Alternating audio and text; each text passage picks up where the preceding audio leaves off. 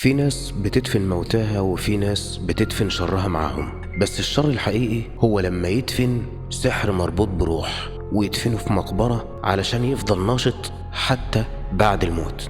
القصة دي حصلت في مركز صغير في الصعيد، في بيت عيلة قديم ساكنة فيه أسرة بسيطة من 6 أفراد، لكن أكتر واحد فيهم كان دايما مختلف. اسمه عبد الله، شاب عنده 25 سنة، هادي متدين وبيحب القرآن جدا. في يوم من الأيام عبد الله ده شاف حلم غريب قوي. شاف نفسه ماشي في مدافن البلد، الجو ضباب والهدوء قاتل، لحد ما وقف قدام قبر قديم جدا متهالك، وفي صوت طالع من جوه الحلم، صوت مبحوح بيقول له افتح هنا هتلاقي السبب. صحى مفزوع، قلبه بيخبط في صدره. قال ده يا دوب مجرد حلم، يمكن انا متوتر شوية او يمكن عقل الباطن. بس الغريب الحلم اتكرر تاني وتالت وفي نفس التفاصيل بالظبط.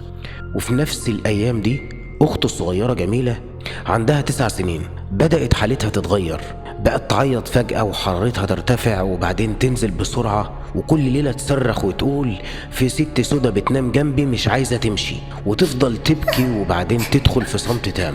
عينيها مفتوحة دايما بس مش شايفة كويس وما بتتكلمش. البيت كله دخل في دوامة رعب والوضع بقى غريب.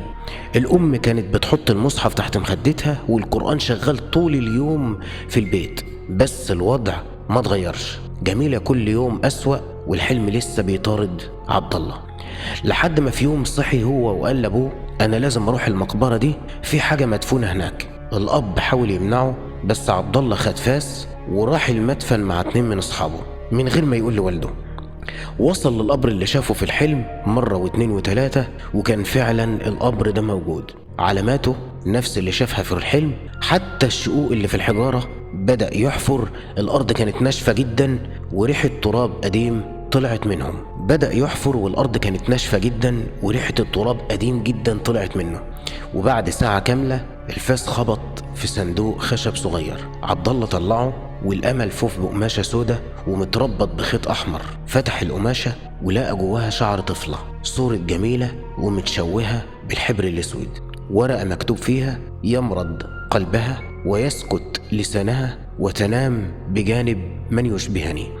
الناس اللي كانت واقفة اتصدمت صدمة رهيبة، وعبد الله قال بصوت عالي ده سحر معمول لجميلة أختي، مربوط بروح ست ماتت ولسه بتظهر. في نفس اللحظة جميلة صحيت من غير سبب، قعدت تبكي وتصوت وتقول هي مشيت، الست مشيت. عبد الله أخد السحر وراح لشيخ معروف في البلد. الشيخ فكه وقرأ عليه وبعدها حرق الصندوق كله والبيت كله رجع لطبيعته. لكن عبد الله بقى كل يوم وهو نايم يشوف ست سودة واقفة بعيد بتبص له من بعيد، بس المرة دي ساكتة.